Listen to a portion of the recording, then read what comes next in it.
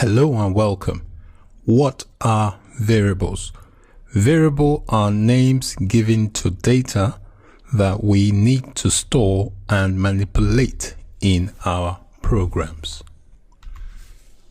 There are certain guidelines that has to be followed when you are naming variables. Variable names can only contain letters, numbers, underscore, or the $sign. However, the first character cannot be a number. So when you're naming variables, the first character cannot be a number. For example, you can't name a variable 7x or 7, age or whatever. You can only include the numbers in between, but it cannot be the first character. Your variable names should be short as much as possible and also meaningful. For example, if you want to store variable on people's age, you can give the variable a name of user age. It's also better to name your variables to start with a proper letter rather than a $ or underscore. It's not that you can use them, but it's better to use a letter to start your variable names. You cannot use reserved words to name your variables. There are some words that are reserved in the Java program, and you cannot use them as variable names. For example, you can't use words like system, if, while, and so on, because they've already been pre-used within the Java programming language. When possible, try and use camel case in naming your variables. Camel case basically means the first letter, the first word is a lowercase. If you've got like a 2-word variable name, like say Joe Blogs, the Joe should be lowercase and the first letter of the blogs should be uppercase. Variable names are case sensitive. So if you name a variable Joe in lowercase and you try and reference it with Joe uppercase, it will be looking at something else. It would not know what you're talking about. So the way you name your variable, you have to maintain that when you want to reference it. Before you can use a variable, you have to declare the variable. And the way you declare a variable is that you start with the data type. So basically you need to know what type of data the variable is going to store.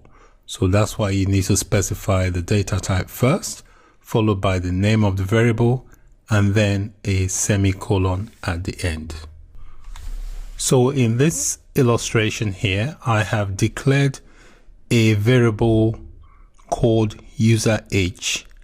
And before giving the variable name, I also specified the data type.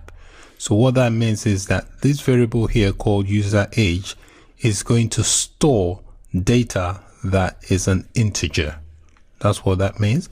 And then here I've declared a variable called user name, and the data type is string. So what this is saying is that this variable here, the type of data it will store will be a string. So you always have to specify the data type first before you give the variable a name. And variable names are case sensitive. So I've defined the variable here in a camel case. So you see the first word is lowercase, first letter of the second word is uppercase. That's what is referred to as camel casing. If I wanted to reference this variable in a program, I will have to call it by its name.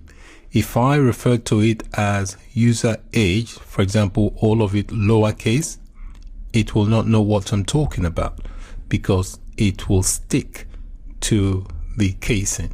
So variable name I've defined like this, and the one that I refer to with all lowercase or all uppercase will not work because they are case sensitive.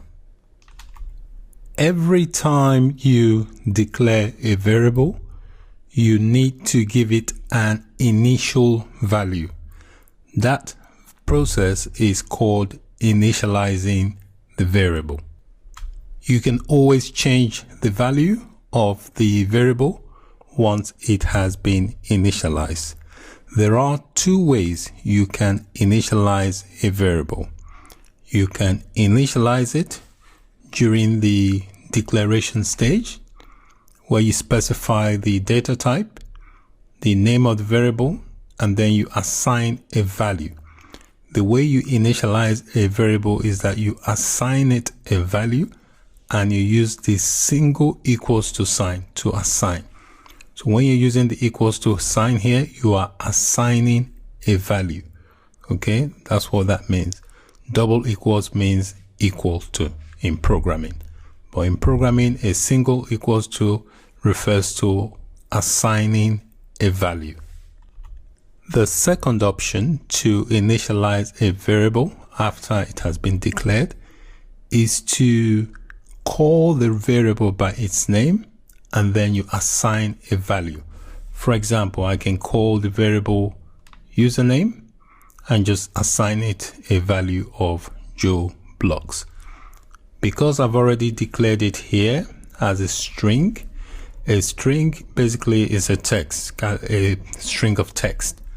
And if you are using strings, you must enclose the values in quotes. Hence, I've got quotes on either side of this value called Joe Bloggs. And you must always end your variable with a semicolon. Once you've declared your variable and you've assigned the value, always end it with a semicolon. If not, the program will not know where that statement has ended. So that's basically how you declare and initialize variables. Once the variable has been initialized, you can always change the values. For example, I can reference this variable just by calling its name and changing that value from Joe Bloggs to maybe Jane Doe.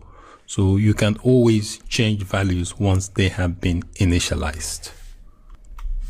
Also, when you are declaring variables, you can declare them on the same line if you wish to save space. So rather than have them on separate lines, say if I wanted to declare several variables of the same data type, so I can just separate them by comma. I use the data type integer, a comma, not a semicolon at this stage. Semicolon is only at the end. So you specify the variable name, comma, specify the next variable name, comma. If there's a third, you specify the third one, and then you place a semicolon at the end. But you separate each of the variable names with a comma, but a semicolon only goes at the end. So it's up to you. You can declare variables on the same line or on separate line. It's just your own preference. So that is it for this lecture on variables. Many thanks for watching and bye for now.